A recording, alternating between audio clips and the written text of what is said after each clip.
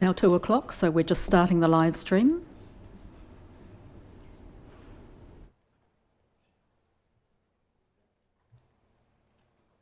Great.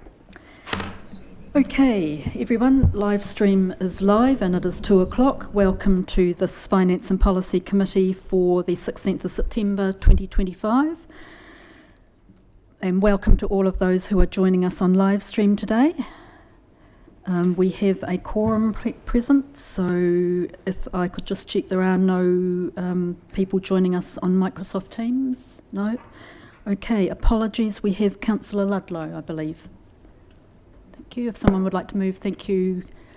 Councillor Dermody and Reverend Cook. All those in favour? Aye. Councillors, any declarations of interest anyone wants to bring up for today? No. Okay, no public forum, so we'll move on to confirmation of the minutes of the Extraordinary Finance and Policy Committee meeting held on Tuesday, 24th of June 2025. If someone who was present at that meeting, thank you, Councillor Campbell and Councillor Stewart. Any discussion on those minutes, councillors? Okay, all those in favour of confirmation of those minutes? Aye. No one against, no one abstaining. Thank you very much. We'll move on to confirmation of the minutes of Finance and Policy held on the 15th of July 2025. If I could have a mover and seconder of someone who was present at that meeting. Councillor Stewart, Councillor Dermody. Thank you. Any discussion, amendments? Thank you, councillors. Okay, all those in favour of confirming those minutes? Aye. No one abstaining or voting against? Thank you. We will move on then to item 6, the Great South 24-25 quarter 4 performance update. Patricia, I understand. Trudy, thank you. Welcome to the table. Kia ora through you, Chair. So before you are the results from Great South that they have sent through to us. They previously held a workshop with us on the 29th of July and they took everyone who was present through the results and what they'd achieved for the year to date. Apologies, the scheduling challenges that they weren't able to be here today. And we're happy to take any questions back. If anyone does want to review what they discussed on the 29th, it is available. It was live streamed, so it's recorded. Thank you, Trudy. Okay, councillors, are there any questions on this quarter 4 performance update? As Trudy said, there was a workshop. No one indicating any questions? Nothing to take back to Great South for questioning? Sounds like you're going to have a fairly easy time then, Trudy. Okay, so there is a recommendation there that this committee receives the update. Someone, thank you, Councillor Campbell. Seconded, Councillor Bond. All those in favour, please say aye. Aye. No one against, abstaining. Thank you, councillors. We'll move on then to item number 7, tab 7, performance report for the year ending 30th of June 2025. Patricia. Actually going to be Dina and Jamie today. Dina and Jamie, great. Welcome to the table. So if you'd like to take us through, you can assume everybody's read the report. Yes, thank you. So this is the quarter 4 performance report, and just before I go through some of the highlights, I just wanted to note that there may be some changes through the report as we go through the annual report audit. So just keeping that in mind, and as we previously reported, the report covers both an update on the levels of service as well as the performance measures. So in terms of our overall performance for 24-25, this was similar to that of the previous financial year. 71% of our performance measures for the year were successfully delivered, and this was the first year of our 24-34 long-term plan. For our core services, the Three Waters activities have continued to perform really well, delivering on all measures. For roadings, 5 of the 6 measures there were achieved, with the one not being achieved being the number of fatalities and serious injury crashes, which has exceeded the figures from the previous 2 financial years.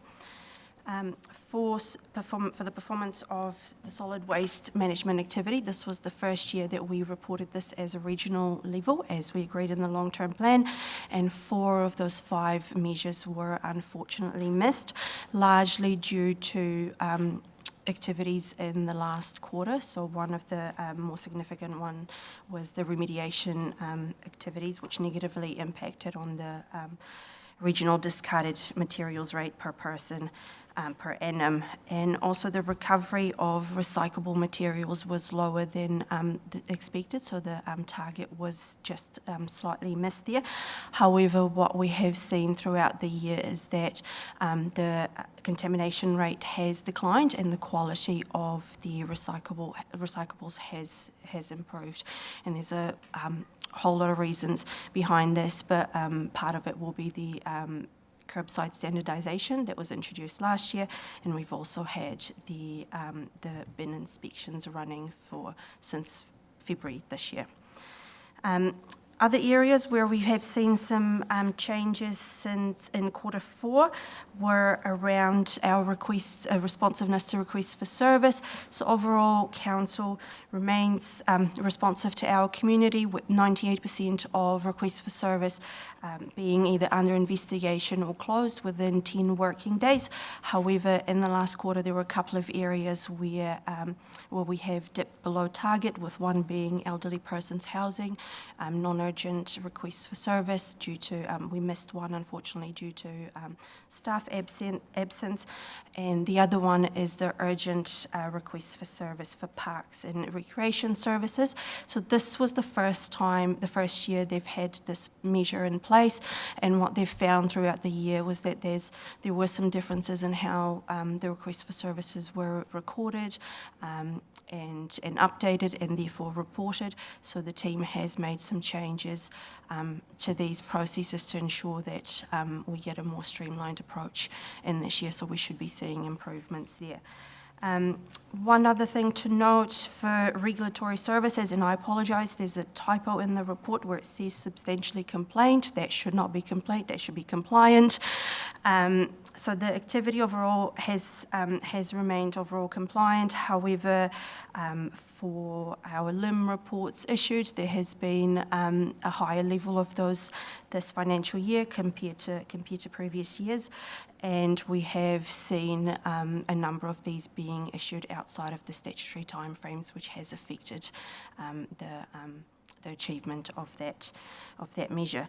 And just before I wrap the service performance side of things up, the usage of our facilities and services, we continue to see strong visitation patterns there, particularly across our parks and reserves, library, Hawakatuia, and also our public transport boardings. So they've all exceeded their targets, and they've also exceeded their 2023-24 levels, which is really good to see.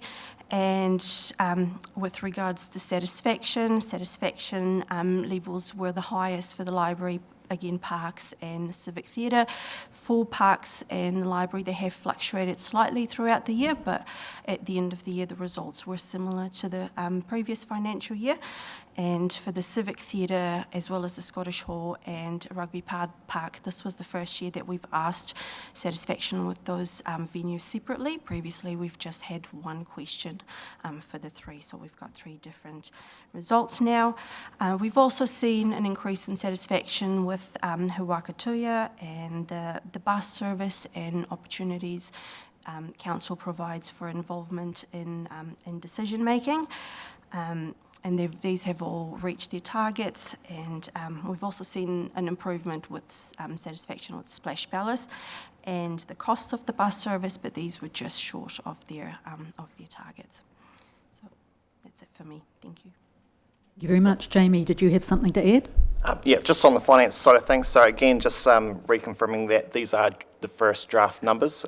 There are a number of year-end adjustments that are not included in these. For example, the asset revaluations are not included in here, as well as the ICC share of WasteNet's revenue and expenses as well. So from a finance side of things, for the year, we've ended up at a deficit of 6 million, and that's including the depreciation expense within that. It is lower than the plan by just under 3 million, but we have been ahead of the budget that we set ourselves by 1.2. So we've managed to do that by just re-looking at some of our expenditure over the last wee while. There's also been a few projects that have had to been delayed into the next year as well. Out of the activities, there's 7 activities that have negative variances of over 5% compared to what the budget was. Last year, it was 12, so that has been an improvement. On the capital side of things, so we have had our biggest year so far of 61.6 million delivered. It is 10 million lower than the budget. The 2 big items that have not been able to be fully delivered is there has been some delays in the roading renewal program that will need to be caught up over the next 2 years, as well as some of the timing of the museum build as well. Just to highlight how much we have been improving our delivery, so in this last quarter we delivered 28 million. That is exactly the same amount we delivered for the full year in 2020, 2021. Open to any questions. Thank you very much, councillors. I've got Mayor Clark and Councillor Dermody. Mayor Clark? Oh, sorry, Grant, I may have seen you move your hand, but yep. Mayor Clark. Through you, Chair. Just want to work through the report. I've got a series of questions. So on page 2 of your report, it says at the top the overarching high-level service performance is 48%, first bullet point. And yet when you come down to the service performance, which is at the bottom of that page, it says 58% are achieved. So that's a 10% difference. Through you, Chair, the difference between those two is that the 48% is reflective only of the levels of service that are not mandated by the DIA, whereas the one below, the 58%, includes all the levels of service. So the 48% is based on 29 levels of service, and the 58% is out of a total of 40 levels of service. Okay. And on page 3 of your report, page 39 on the board books, there's some really positive results in there for Three Waters, which is good to know, and the roading. But the solid waste management only has achieved 1 of 5 performance measures. Some comment on that, or maybe Rangi might be able to comment. I mean, that's a 20% result. And this is a strategic area for us. Any help with that? No. No, everything's Councillor Pottinger? If you want to look at, we've got the new bin coming on board, which can't be done until 2027 because that's when the contracts come out. You're looking at bin inspections all being ticked off. In fact, we have a WasteNet meeting on the 22nd. So I'm not sure what they're trying to reflect. Do you have details about what levels of service haven't been met? Erin, I'll pass that on to the GM for infrastructure. I think that Erin can answer it and I'll tag on. Yep, thank you, Erin. Through the Chair, the majority of the levels of service with regard to solid waste are around targets for waste reduction and waste diversion from landfill. That means that although things that are happening like bin inspections are cleaning up the recycling that we're having, they're not reducing to a large tonnage volume what people are actually disposing of to the landfill. So that's why we've got some targets there to reduce what goes to landfill, but at this stage we are not meeting those.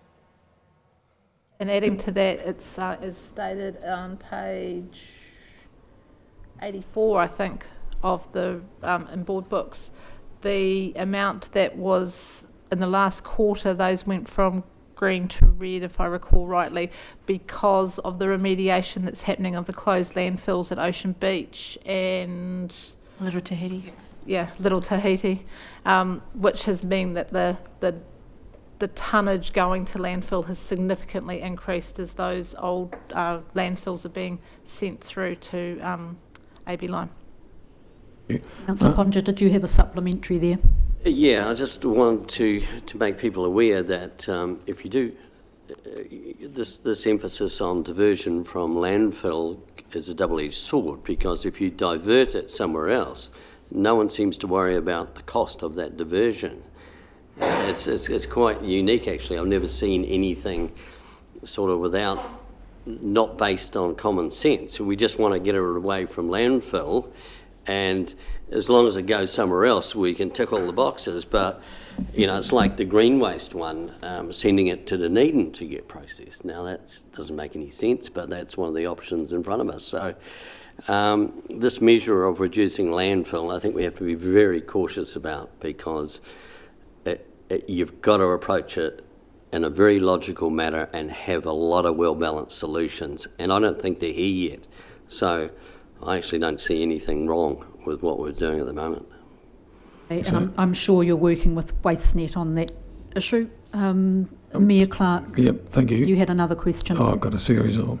So on the bottom of page 3, you refer to park use accounts being 1.36 million. Are you referring there just to Queen's Park? No. There's a number of parks that we collect the data from in terms of the user counts. Okay. Yes. Yep, thank you for that. A wider question in relation to page 4, which talks about corporate and regulatory services, and putting aside your complaint as opposed to compliance, which I thought I might have scored a few points on, but never mind. Vast increase in the number of LIM reports. Is it reasonable going forward that we have 100% target for those KPI? Because when you're getting into heavy volumes, you've only got to miss one, and then you fail as your overall annual report, don't you?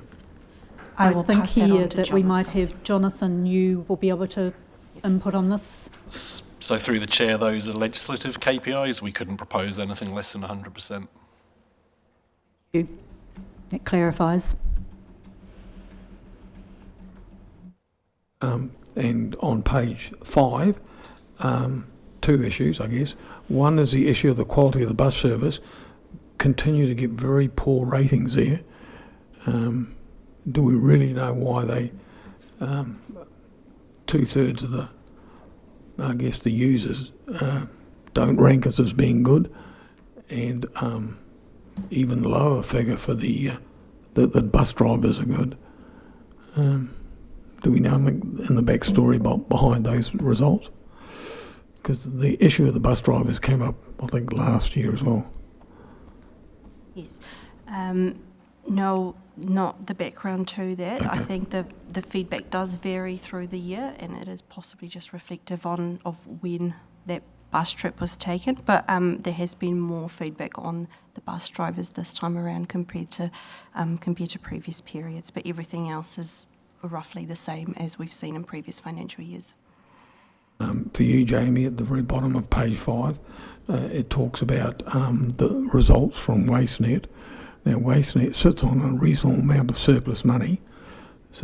It has a fund available. Will our share of that fund be factored into our overall annual report? So what we recognise in our annual report is our percentage of the revenue and expenses, and hence the equity as a liability to the committee. Is there anything else you want to add there, Patricia? Think of it as a partnership, Mayor. So we don't put it in our numbers and then we bring it in, and we can only take our share, which is rough. I think it's a third, from memory. Yeah, so 55%. Mayor Clark, any other questions? No, that's me done. Thank you. Okay, councillors, any other Reverend Cook. So just as a general thing, and what drew my attention was the elderly people's housing, that we failed at 75% because we missed one thing. It's a high standard. It's a very high standard. I imagine this is a DIA imposition, but in a small council such as ours, with, relatively speaking, with the number of services, it only takes one to really affect numbers. And is there discussions with DIA about the bluntness of this, some of these measures? Because to fail on one and drop down to 75% seems really quite mean. Not really reflective of the service that our staff give. Fortunately, we're able to put beside it what caused it. But Jonathan, did you have a comment on that particular measure? Or That one Adina can answer. I Dina, think. you can answer that one.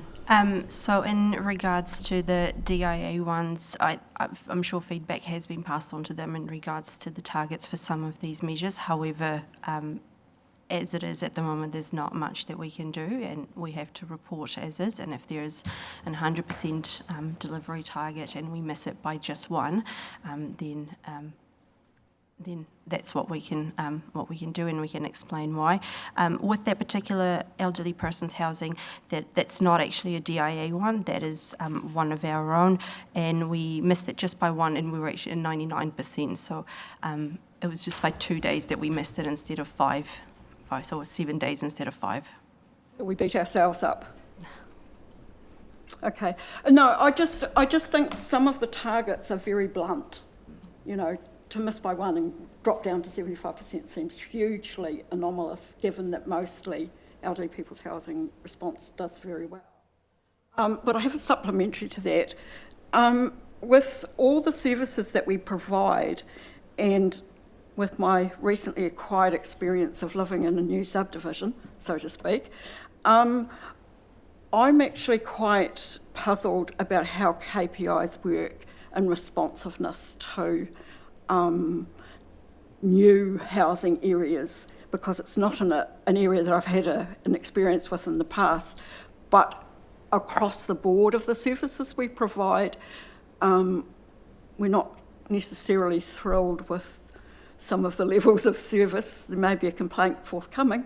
But is it a general problem if we have 8 or 9 houses suddenly appear that providing bins, providing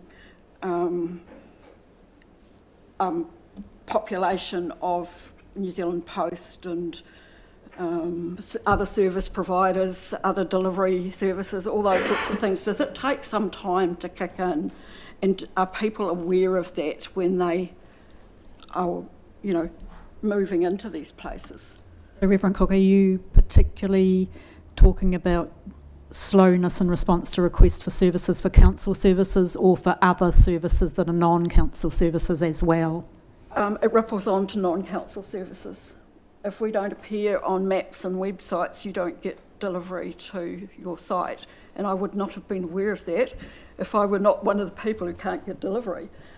So just in general terms, I'm asking the question, because is that a KPI we're measured against? Or a group of KPIs? I'll take You can take that one, Patricia. Thank you. Through you, Chair. In relation, it's not a KPI we're measured against. We don't have any measures in relation to that sitting there. However, everything stems back on the road naming. So if there's a delay in the issuance of a road name or the application for a road name, that will filter through, because they won't be able to locate the properties. No change. Road names are therefore, what is the issue? It could be just that there's a registration. We'll have to, if there's a complaint coming in, then it allows us to look at why in this particular incidence that you're referring to, we need to be able to see the facts to be able to make a So it would response. be an internal measure, not an externally imposed measure? It's not within any of our internal measures either. Councillors, any other questions? Councillor Campbell. Can I ask a question about the capital programme? I note that we have, nearly tripled our capital spend over a period of 3 or 4 years for good reasons, but also that we're still underspending by about 10 million relative to the actual plan. Is that because the contracting industry are struggling to keep up with demand, or is it because we're struggling to get work to them? I'll I pass will it over just to check. Erin. Yeah, Erin? On that one. I can speak to the roading element of it. We delivered pretty well against things that were programmed internally around reseals, rehabs, etc. We had a gap in delivery with our renewals programs, which are programmed by our contractors, so things like our drainage renewals, etc.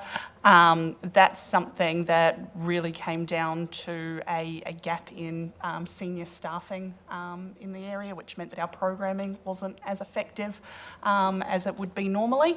And it's something that I actually had a board meeting with the Contracting Alliance yesterday, and it was something that we spoke about because not only do we need to make sure that we deliver our full program this year, we need to make sure that we deliver what we didn't deliver last year as well, to ensure that we make use of that full NZTA money, and also make sure that when we're looking to justify things like reseals and rehabs in the future, that we can show that we've done our core maintenance activities around drainage renewals, etc., to protect the asset as well. So just as a supplementary, Erin, I notice on page 44 there's a sentence that says the capital works within the adjusted plan that was not spent will be reviewed along with the current proposed program. So I'm presuming that review's going at the current time. Again, I can't speak to the other programs, but in relation to the roading program, because NZTA's funding goes across 3 years, anything that we don't spend in 1 year does roll into the next year. So we want to make sure that we are able to deliver that additional work this year. Someone else perhaps comment In on that relation sentence to on page 44 that there's a review of that program. In relation to the comment on page 44, that is the budget changes that we're proposing in the finance update, because we have a number of capital projects that the budget is for the whole project. It's a multi-year project, so where we are under in the last year, we need to move that money forward so that the project's still going to cost the same. We just need to move the money into the right years. So that is what that comment there was referring to. My question was not so much about, I understand that, it was more about whether we are now trying to give so much work to the contracting industry, and I know this is nationwide, that there are simply not enough contractors and engineers to do the work. I mean, it's a question. Erin. So it's one that we've been talking pretty closely with our contractors on. Generally, we've found it's actually been the opposite, particularly in the Three Waters space. A lot of councils in the Lower South Island, whilst they've been going through the local water done well process, had significantly pulled back their programs. And that's given us actually an opportunity to put a lot more work through and deliver a lot more work. And we've also been able to deliver it at quite a competitive price as well. I have been talking to the industry about how quickly we think others will start bringing their work to the market, because I am concerned that once that happens, suddenly there'll be a flood of work in the market, prices will increase and delivery will reduce. We're being told at the moment that we've probably got at least about another 8 or 9 months before we expect a significant amount of work to come to the market, but we're monitoring that closely. But yes, I'm definitely concerned that we will start to slow down again once there becomes an inflation, I guess, of work into the market. Thank you. Councillors, any other questions from anyone? No? Okay, there are 5 recommendations. We can take them together if someone wants to move that way, or we can take them singly. Move them all. Thank you, Councillor Campbell and Mrs. Coote. Okay, the 5 recommendations have been moved and seconded. I won't read them out. They're all up there for everybody to see, and everybody's got them on their board books. All those in favour, please say aye. Aye. Aye. And anyone against? Abstaining? No. Thank you very much. Okay, we will move on to tab 8, the financial update at 31 July 2025. And thank you. We're just having a slight change at the table. Okay, I will leave it over to you two to... I'll kick it off this time. Thank you. So just 2 points from me. So net debt, so this is the position as at end of July, so not getting confused with the June dates we've been talking about previously. So we are at 105.5 million for the net debt position. We have drawn down another 15 million during July, and that's to help us pay for capital for like the museum build and the finishing off of the Brings Home line. Also would like to just point out there are two graphs that are actually in the wrong positions. The net debt balance and the borrowings and other debt, they should be actually sitting in the other place around. So the net debt balance should be above the borrowings one. The commentary is in the right place though. Thank you, Jamie. Did notice that. Also would like to just talk about the budgeting changes. So this is what Patricia has mentioned before. So we do have a number of multi-year projects. Some of those for the 25 year have been either over or underspent. What we are requesting is a move of those over and underspends further into the capital program. Some of it will be into the 25-26 year, some of it will be pushed out further. We will be also looking at the capital program over the next 6 months as well to make sure it is at the right level and what we can actually deliver. And because of that, we're not actually going to be proposing an increase to the overall capital program for the 25-26 year. We will keep that at the same level as it was proposed in the annual plan. Thank you. Anything to add? Just two things to add. Just sundry non-rates debt on page 5 of the paper. The 4+ months balance has reduced by $1 million, and I'll cover that off more in the public excluded paper. And on page 6, the 24-25 rates have now rolled over into the rates arrears balance in period 1, 24-25. Thank you. Patricia, did you have anything to add here? In relation to the rates, rates arrears, it's really interesting looking at it. It looks like it's going up year on year, and you look at the graph that is in, it might be in the public excluded paper, there's a graph that shows that it's moving. It's staying at about the same for us as it rolls if you take into account the percentage increase on rates. So it's staying pretty stable, which is good to see, but we're getting it down quite quickly, which is in response to the team actually being quite positive with its actions once ratepayers are getting into arrears. We're putting resources against making sure that we get in contact with those ratepayers and get some form of plan underway so that we can actually limit that and get some payment without having to use our court processes. Councillors, have we got any questions on this particular paper? I've got Mayor Clark and then Councillor Campbell. Mayor Clark? Yeah, through you, Chair. Jamie, just a quick clarification on net debt. So my understanding is that we hear other councils talking about their debt ceilings as they're going forward and the affordability of Three Waters.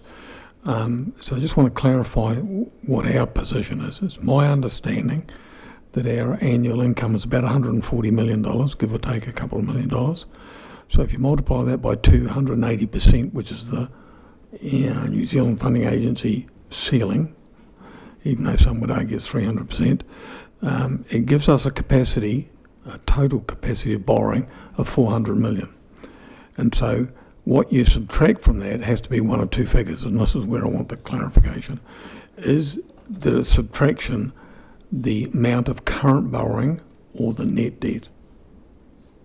It is the net debt. Excellent. So having said that, by my quick calculations, that means that we have probably got a ceiling capacity of roughly $300 million.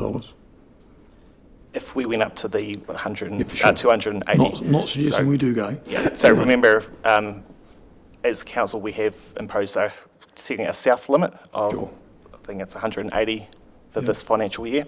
That does go up to 200 in the coming years. But we're managing to that. Yes, we do have that flexibility to go up higher, but we don't plan to. We want to have that gap just in case of a rainy day. Sure, and I'm just alluding to that because the alternative of a CCO for Three Waters was that it gave us a capacity to go much higher. But in fact, we don't need that, do we? Well, we can't see any reason for needing it at this stage.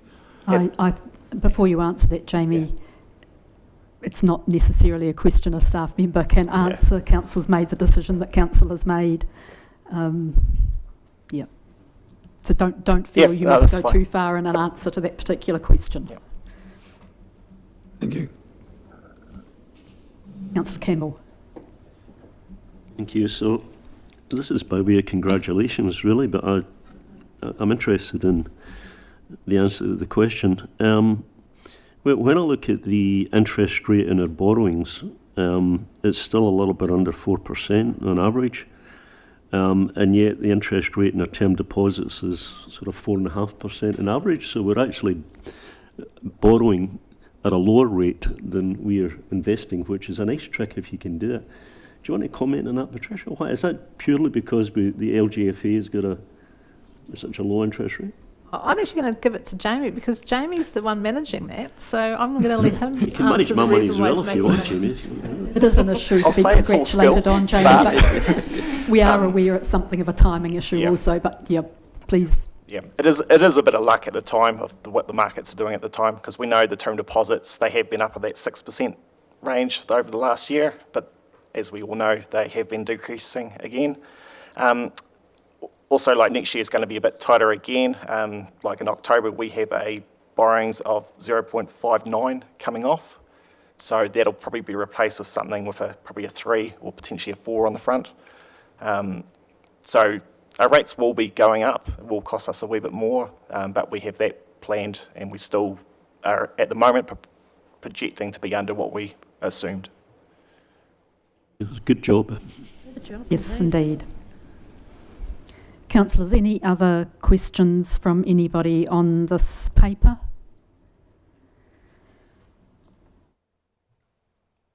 Okay, as it's the last meeting I will be chairing in this capacity, I did just want to note and thank you, Councillor Campbell, for your positive words to the staff, but I did also want to say as chair, congratulations to the staff for the very good financial position we are in. It does take a considerable amount of staff work and time and capability to have reached this point. So, Patricia, to yourself and all the staff as chair, I just wanted to record as chair of finance, I have been very impressed with the way in which the portfolio has been operated and the reports you have been producing. So, on that note, can I ask for someone to move the recommendations now?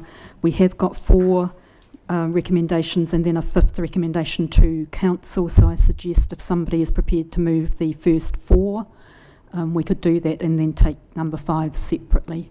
Councillor Bond, you're moving the first 4? Thank you. Can I have a seconder, please? Mrs. Coote, thank you very much. All those in favour of recommendations 1 to 4? Aye. Aye. No one against or abstaining? Thank you very much. And if I could have a mover for the recommendation to council, recommendation 5, to approve the changes to the capital expenditure budget for 2025-26. Councillor Campbell and Councillor Stewart, thank you very much. All those in favour, please say aye. Aye. Aye. No one against, no one abstaining. Thank you very much. Okay, we will move on to tab number 9. Thank you very much, Stephanie and Jamie. Invercargill City Holdings, Patricia. So this is a procedural report providing the committee with the final SOI from ICHL, as well as their half-year accounts, which we noted hadn't been provided earlier. You've had an update from ICHL since their half-year accounts, so rather than going through into the detail. We do note, the recommendations are that you note the receipt of both of these. And if there's any questions, I will do my best to answer them. Okay, councillors, you have the report in front of you and the appendices. So are there any questions?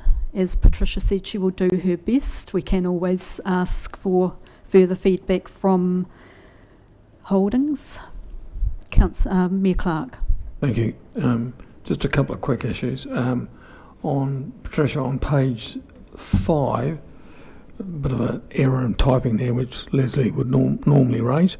Under the HWCP management, it says, implies that we had some greed in the City Council. I think that is meant to read agreed.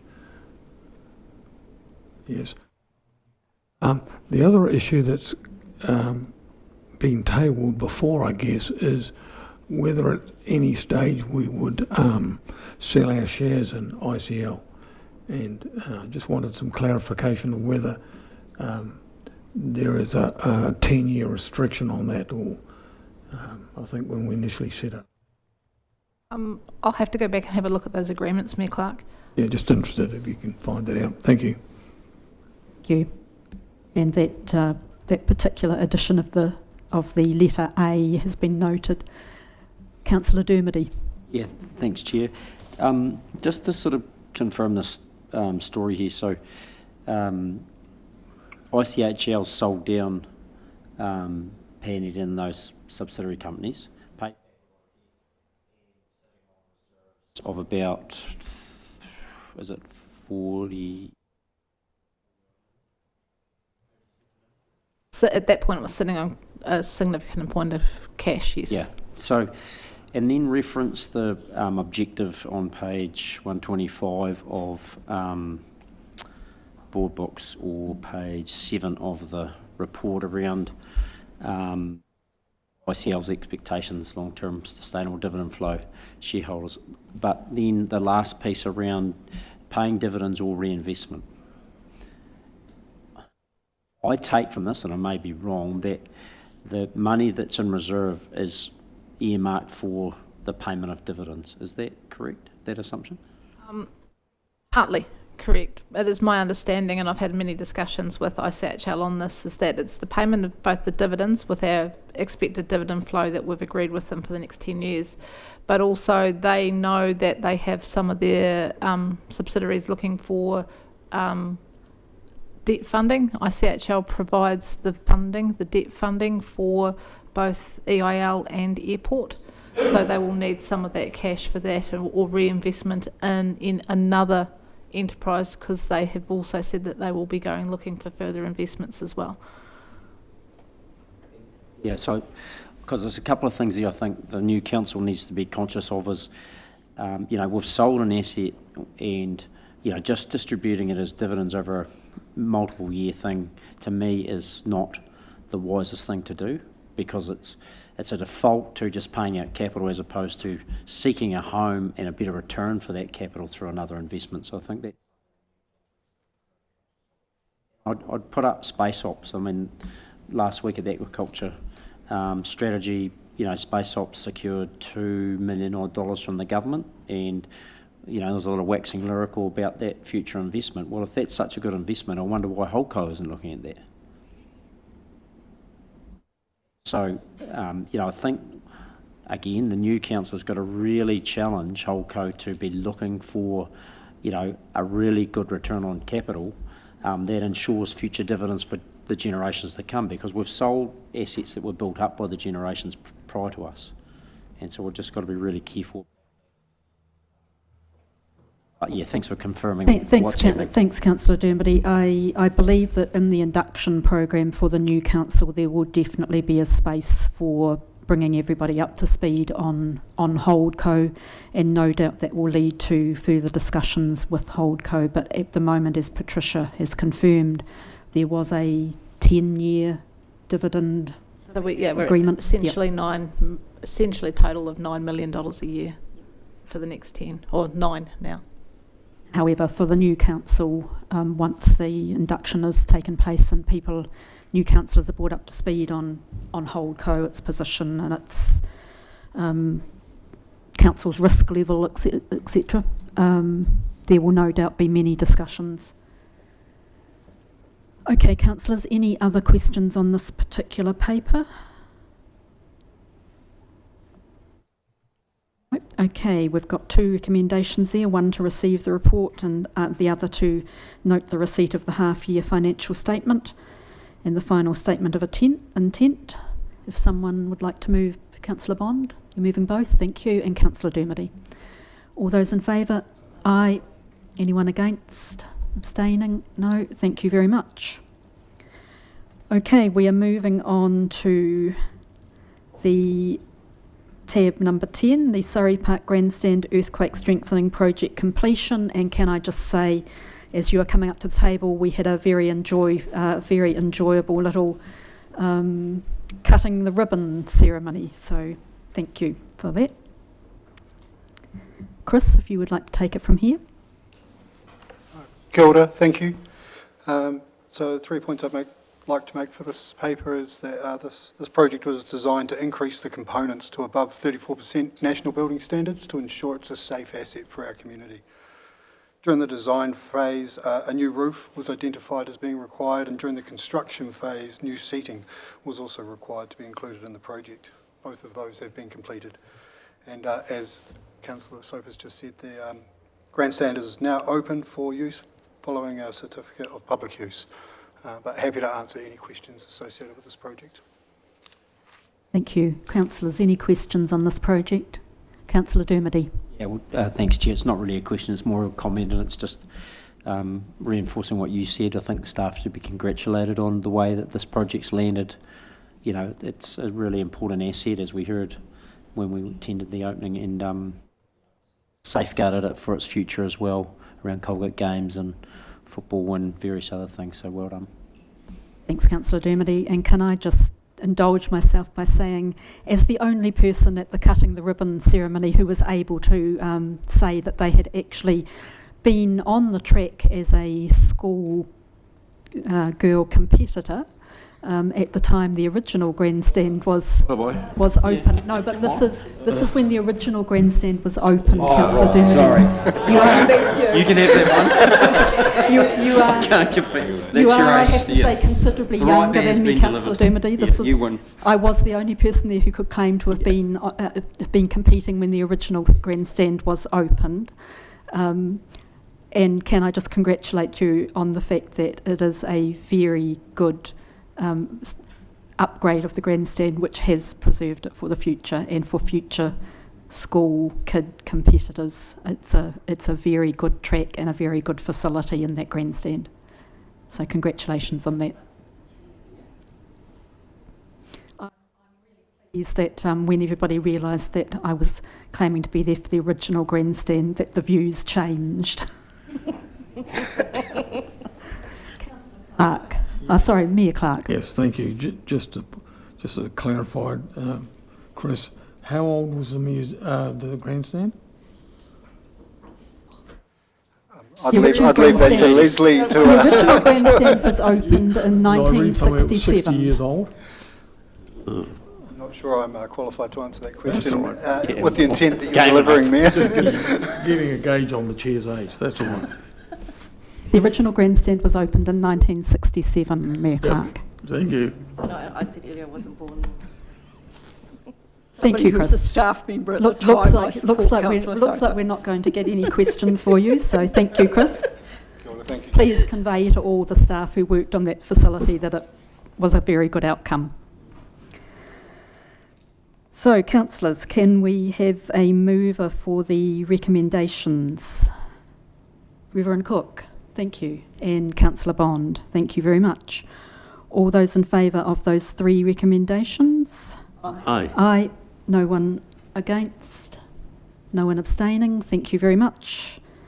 That is very good. And that brings us to the end of the public session.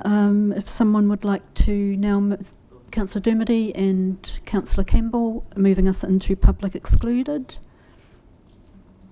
Reverend Cook? Kia koe te kai whakahaere. Because this is your last meeting, o ko tēnei te wiki o te reo Māori, me atu ki a koe, mō tō arahi o tēnei committee. So I would like to pass on my congratulations to you for the way you have conducted this committee since the time that you were appointed. It has been a pleasure to actually... Finance is not one of my strong suits, but it has been something that I have found great elucidation in the way that you have steered us and included staff in a very generous manner, and all of us in a very generous manner, even when I asked them long questions. So, tēnei te mihi kia koe.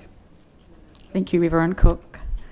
Very early in my career, I was told that there were many elected members whose eyes glazed over when finance matters were brought to the table, and that many of those, unfortunately at the start of my career, and I don't think anyone would dare to make this comment, but at that time it was said that many female elected members' eyes glazed over. I was always determined, and having worked for one of our well-known accountancy firms in Invercargill, that that would never be said about about myself or anyone at the table of this council. So thank you for those very kind remarks. I have enjoyed being the chair of this committee, and I think we have achieved some quite good outcomes, and certainly to have maintained our AA plus rating is a credit to the staff and the way in which finance has been run at this council over many years. So thank you for those very generous comments at this time. So, councillors, let's vote on that last lot of recommendations which have been moved and seconded. All those in favour? Aye. No one against or abstaining. So we have a mover and seconder for going into the public excluded session. All those in favour of moving into public excluded? Aye. No one abstaining or against. Thank you. And we are now finishing live stream. Thank you to everyone who has attended on live stream. I have enjoyed your attendance over time, and it's very good that we have public interested in coming in and seeing the live stream of the finance